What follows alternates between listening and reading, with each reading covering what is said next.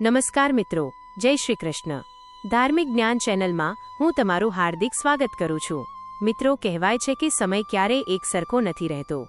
જેમ રાત પછી દિવસ ઉગે છે તેમ દુઃખના વાદળો વિખેરાઈને સુખનો સૂરજ પણ જરૂર ઉગે છે. પણ ક્યારેક જીવનમાં એક એવો સમય આવે છે જ્યારે આપણે બધી જ આશાઓ છોડી દીધી હોય, મહેનતનું કોઈ પરિણામ ન મળતું હોય અને ચારે બાજુ માત્ર નિરાશા જ દેખાતી હોય. જો તમે મિથુન રાશિના જાતક છો તો કદાચ છેલ્લા થોડા સમયથી તમારા મનમાં પણ આવા જ વિચારો ચાલી રહ્યા હશે. પણ આજે હું તમને એક એવા અદ્ભુત સમાચાર આપવા આવ્યો છું, એક એવો જ્યોતિષીય સંકેત બતાવવા જઈ રહ્યો છું જે સાંભળીને તમારા પગ નીચેથી જમીન સરકી જશે. હા મિત્રો, હવે રડવાનો કે ફરિયાદ કરવાનો સમય પૂરો થયો છે, કારણ કે બ્રહ્માંડમાં ગ્રહોની એક એવી અલૌકિક રમત રમાઈ રહી છે જે સીધી તમારી રાશિ એટલે કે મિથુન રાશિના ભાગ્યના દરવાજા તોડવા જઈ રહી છે.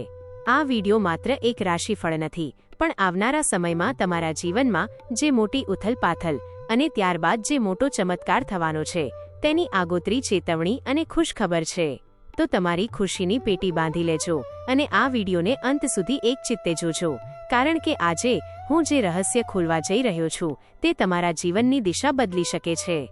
મિત્રો, જ્યોતિષ શાસ્ત્ર મુજબ જ્યારે કોઈ મોટો ગ્રહ પોતાની રાશિ બદલે છે અથવા કોઈ વિશેષ નક્ષત્રમાં પ્રવેશ કરે છે ત્યારે તેની અસર પૃથ્વી પરના દરેક જીવ પર પડે છે. અત્યાર સુધી મિથુન રાશિના જાતકોએ સંઘર્ષનો મોટો દોર જોયો છે. ક્યાંક ને ક્યાંક તમારી મહેનત પાણીમાં જતી હોય તેવું તમને લાગતું હતું. સંબંધોમાં તિરાડ, પૈસાનું રોકાણ અટવાઈ જવું અને માનસિક અશાંતિએ તમને ઘેરી લીધા હતા. પણ હવે બરાબર આજથી જ ગ્રહોની સ્થિતિ બદલાઈ રહી છે. દેવગુરુ બૃહસ્પતિ એટલે કે ગુરુ ગ્રહ હવે તમારી જ રાશિમાં એટલે કે મિથુન રાશિમાં વિરાજમાન થઈને જન્મગુરુનો જે યોગ બનાવી રહ્યા છે તે કોઈ સામાન્ય ઘટના નથી. શાસ્ત્રોમાં કહ્યું છે કે જ્યારે ગુરુ લગ્ન ભાવમાં એટલે કે તમારી રાશિમાં હોય ત્યારે તે 1000 દોષોને માફ કરીને વ્યક્તિને રાજા જેવું સુખ આપે છે. શું તમે તૈયાર છો આ બદલાવ માટે? પણ અહીં એક ટ્વિસ્ટ છે. એક નાની ભૂલ આ સુવર્ણ તકને માટીમાં ભેળવી શકે છે. એ ભૂલ કઈ છે તે હું તમને આગળ જણાવીશ, પણ પહેલા એ જાણી લો કે હવે તમને શું મળવાનું છે.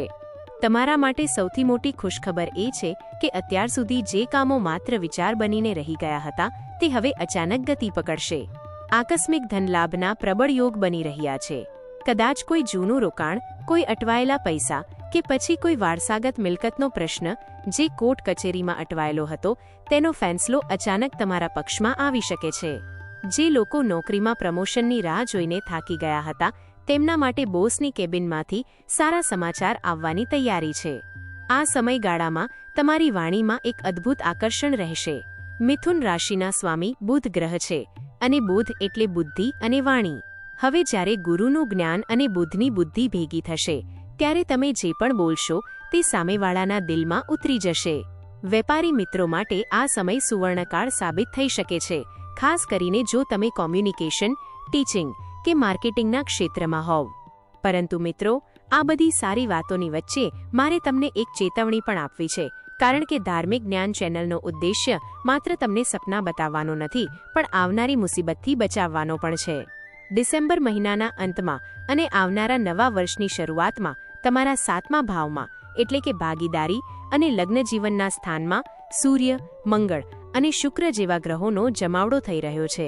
આ એક બહુ જ સંવેદનશીલ સ્થિતિ છે. એક તરફ ગુરુ તમને જ્ઞાન અને શાંતિ આપશે તો બીજી તરફ 7મા ભાવમાં બેઠેલા ઉગ્ર ગ્રહો તમારા સંબંધોમાં આગ લગાડવાનું કામ કરી શકે છે. તમારા પાર્ટનર સાથે નાની નાની વાતમાં મોટો ઝઘડો થઈ શકે છે. અહંકારનો ટકરાવ થઈ શકે છે. જો તમે આ સમયગાળામાં તમારા ગુસ્સા પર કાબૂ નહીં રાખો તો સોનાની થાળીમાં પીરસાયેલું ભોજન પણ ધૂળમાં મળી જશે. એટલે ખાસ યાદ રાખજો, આવનારા 15-20 દિવસ તમારે સંબંધો સાચવવામાં બહુ જ ધીરજ રાખવી પડશે. આ તમારી પરીક્ષા છે અને જો તમે આ પરીક્ષા પાસ કરી લીધી તો પછીનો સમય તમારો જ છે. હવે વાત કરીએ એ આધ્યાત્મિક સંકેતની જે સીધો ઈશ્વરીય શક્તિ સાથે જોડાયેલો છે. શું તમને છેલ્લા થોડા દિવસોથી અચાનક રાત્રે ઊંઘ ઉડી જાય છે? શું તમને વારંવાર સપનામાં પાણી કે કોઈ દેવસ્થાન દેખાય છે? જો હા, તો સમજી લેજો કે કુદરત તમને કંઈક કહેવા માંગે છે. મિથુન રાશિના જાતકો પર અત્યારે ઇષ્ટદેવની વિશેષ કૃપા ઉતરી રહી છે. શાસ્ત્રો કહે છે કે જ્યારે આપણું ભાગ્ય બદલાવાનું હોય ત્યારે આપણને પહેલાથી જ સંકેતો મળવા લાગે છે. તમારા ઘરમાં અચાનક કોઈ ધાર્મિક પ્રસંગનું આયોજન થાય અથવા તો કોઈ સંત મહાત્માના આશીર્વાદ મળવાનો યોગ બને તો માનજો કે તમારો સુવર્ણકાળ શરૂ થઈ ગયો છે. આ સમયગાળામાં તમારી સિક્સ સેન્સ એટલે કે છઠ્ઠી ઇન્દ્રિય બહુ જ પાવરફુલ થઈ જશે.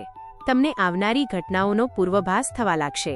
આ શક્તિનો ઉપયોગ સકારાત્મક કાર્યોમાં કરજો. એક બીજી વાત જે મારે તમને ખાસ કહેવી છે તે છે તમારા સ્વાસ્થ્ય વિશે. ગુરુ મહારાજ તમારી રાશિમાં છે એટલે સ્વાસ્થ્ય સારું રહેશે, પણ આળસ પણ વધશે. મિથુન રાશિના જાતકો સ્વાભાવિક રીતે ચંચળ હોય છે, પણ હવે તમને થોડી સ્થિરતા મળશે. પણ સાવધાન રહેજો, વધુ પડતો આત્મવિશ્વાસ કે ઓવર કોન્ફિડન્સ તમને નુકસાન પહોંચાડી શકે છે. કોઈ પણ દસ્તાવેજ પર સહી કરતા પહેલા કે કોઈને ઉછીના પૈસા આપતા પહેલા 100 વાર વિચાર કરજો. રાહુનું ભ્રમણ પણ તમારી રાશિથી સંબંધિત હોઈ શકે છે, જે તમને ભ્રમિત કરી શકે છે. કોઈ અજાણી વ્યક્તિની મીઠી મીઠી વાતોમાં આવીને કોઈ મોટું પગલું ભરતા નહીં. યાદ રાખજો, ચમત્કાર ત્યારે જ થાય છે જ્યારે આપણે સતર્ક રહીએ છીએ. તમારા મનમાં પ્રશ્ન થતો હશે કે આ અચાનક બદલાવનું કારણ શું છે? તો સમજો મિત્રો, બ્રહ્માંડમાં ગ્રહોની ગતિવિધિ એક ચોક્કસ ગણિત પર ચાલે છે. ઘણા વર્ષો પછી એવો સંયોગ બની રહ્યો છે જ્યાં મિથુન રાશિના કેન્દ્ર સ્થાનો બળવાન થઈ રહ્યા છે. આને જ્યોતિષની ભાષામાં કેન્દ્ર ત્રિકોણ રાજયોગ જેવી સ્થિતિ પણ કહી શકાય. આ સમય છે તમારા કર્મોનું ફળ મેળવવાનો. તમે ભૂતકાળમાં જે સારા કાર્યો કર્યા છે, કોઈ ગરીબની મદદ કરી હશે, કોઈ મૂંગા અબોલ જીવને રોટલો ખવડાવ્યો હશે, એ બધા જ પુણ્ય હવે વ્યાજ સહિત પાછા આવવાનો સમય પાકી ગયો છે.